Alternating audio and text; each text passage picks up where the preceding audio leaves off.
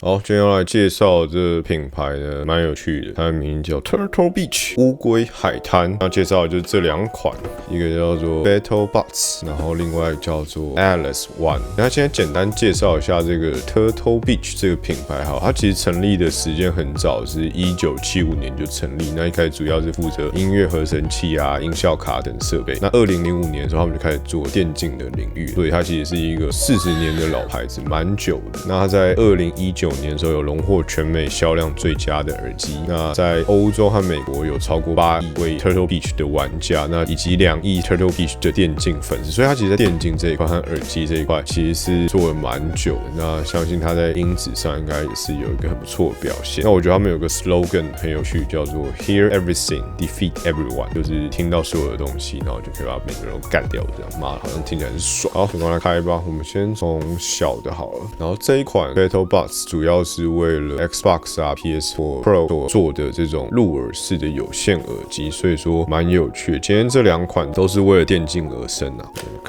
OK， 打开了，看一下里面有什么配件哈。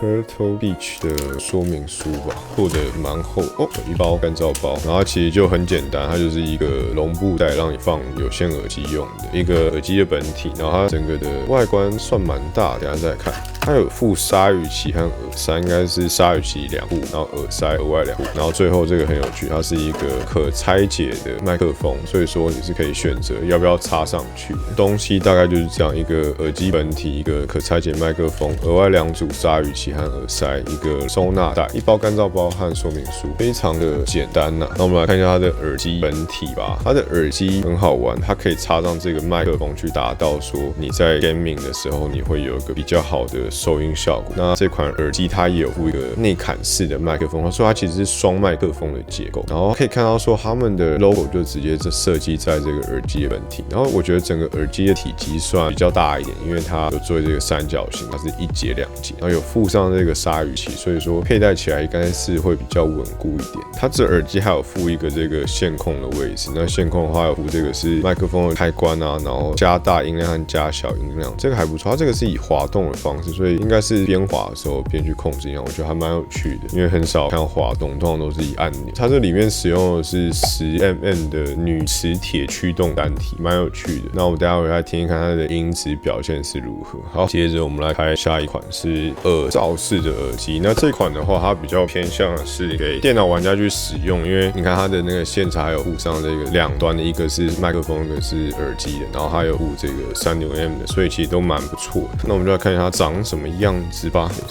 开喽。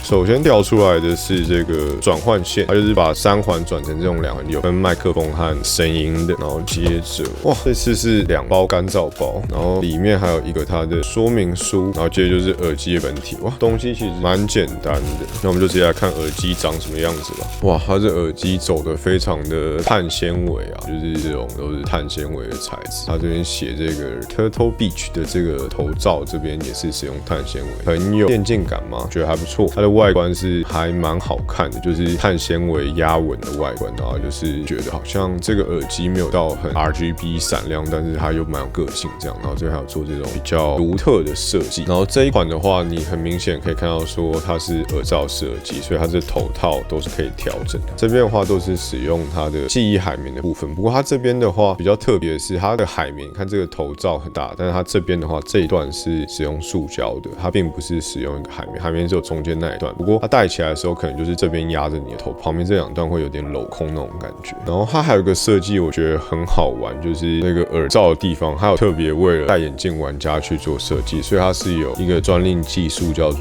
Pro Specs， 它是有一个眼镜缓压的技术，它有双重海绵去组成，所以在这一段的地方，应该是它会用比较柔软的海绵，让你戴着眼镜在游玩的时候，可能也比较不会这么压迫。那我到使用的时候，我会体验这一段心得。然后它的麦克风的话，这次就不是做这种可拆解，它的做法是你这样子放下来再使用的时候，它就是有声音。然后如果你不想用，你往上这样折，折到后面最后的时候，它就会变静音的。我觉得这设计其实也蛮有趣的。然后它这个转角位置其实跟它的耳机的这个造型也都是有相呼应的，对，还不错。然后它里面的驱动单体使用的是40mm 的钕磁铁驱动单体，就跟刚刚那一样。那其实这个40mm 应该是蛮大的。那它是说在穿透性啊，或者是空间感的听音辨位上会好蛮多。然后它这边的话，一开始使用的线材是这种3环制，就像手机会附的那种耳机一样。那如果你真的要接电脑的话，这个是可以帮你转成2环的，所以这个还不错。好了，那我就试用一段时间，再来跟大家讲一下我整个佩戴的感觉啊，然后会有麦克风测试和音质的感觉。那我们就等见。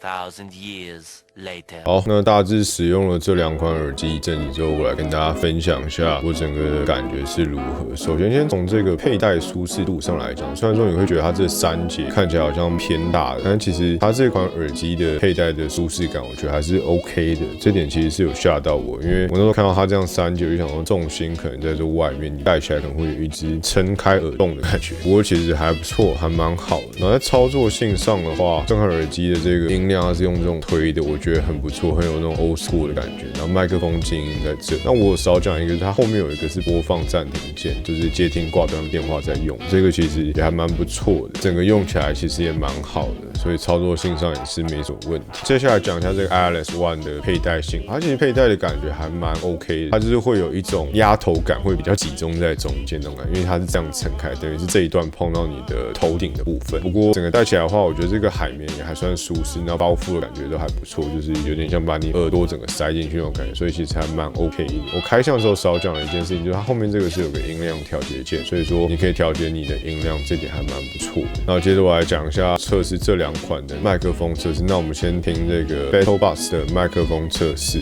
好，现在测试的耳机是 BattleBots， 然后听起来不知道感觉是如何，因为它还有特别外接一个麦克风，希望听起来是很不错。那你打电动的时候，大概就是会这种感觉。那我来敲一下键盘，让你感觉出它的敲击感是怎样。它敲击上键盘的话，如果你边讲话边敲键盘，大概会是这种声音。那不过我用的是轻手啦，可能会比较吵一点。好，然后接着我们来听这个 Alice 的麦克风测试。好，现在来测试这款耳罩式耳机 Alice One 的收音效果。那现在不知道听起来感觉是如何？那我来敲打一下键盘，让你听一下说，假设你在边讲话边打电动的情况下，对方会听到什么声音？应该轻手会是比较吵啦。好，然后接着我想测试的是，我是不是真的把它往上切，它会变静音？那我们现在好，那从刚刚的那个转换的过程中，我看到那声波是真的变安静了，所以它应该是真的有变静音。那它的静音效果应该是不错的，往后推到最后就会变静音。我觉得这设计其实蛮好的，让你听听看这收音是不是你可以接受的。好，所以说这就是这2款麦克风测试，那可以听听看说这声音是不是你可以接受。那我觉得它这个往上收静音的设计是真的蛮好用的。接着是它音质的表现。那我先说这款 BattleBots 的话，它的低音感很重，那整体的声音我觉得人声的部分会比较在其他乐器的后方。不过它在声音的清晰度和空间位置上表现都还算不错。然后这个 Alice One 的音质表现的话，我觉得调教的方式其实跟这个 BattleBots 是很像，因为它就是也是很重视低音的部分。不过整体因为它单体大很多的关系，所以它整个的感觉，不论是声音的推力还有低音的延展性，我觉得都是比较好。不过它就是一样是很重视低音的那种方式。然后在听人声的时候，你会有一种人声被各式各样乐器包覆起来的感觉，它好像比较偏中后的那种位置上。所以如果你是希望听人声多一点的话，这款耳机可能会比较不适合你。但如果你是喜欢重低音的话，这款耳机就还蛮不错。然后此外，它的听声辨位也是做的还蛮好的，而且它还有搭配 Windows Sony 的环绕音效，在开启之后会有点类似你开启5.1的那种环绕音效感，所以这点还蛮有趣的，稍微提一下。那它其实就在 Windows 的快攻剧烈那边直接点声音点右键，然后就可以开启，我觉得蛮好玩，之前比较没有玩过。好啦，那就是这2款的耳机开箱啦。那其实它们的价格都很亲民啦，这款的 BattleBots 是890元，然后这个 Alice One 是1490元，所以它其实都是偏向入门款的耳机。那这一款可能比较主打的是你可能带出去，像是 PSP 啊，不是 PSP 好老。Switch 啊，或者是一些掌机的时候，你可以用这个，或者是耳机、手机游戏的时候可以用这个，因为它比较小。那在家里的话 ，PC 或者是一些像是打 PS4 的话，比较可以用这一款，因为它耳罩的效果会比较好，然后它比较更专注在可能电脑的用户上。好啦，那这就是这2款的耳机。那如果你们有兴趣的话，对于想要在射击游戏的听声辨位上有更好的表现，但预算又有限的人的话，这2款耳机会是一个蛮不错的选择。那喜欢我的影片的话，先帮我点一个喜欢，记得订阅和分享我的频道。那我们就继续开箱更多的产品吧。我们就下一部影片再见啦，悄悄，拜拜。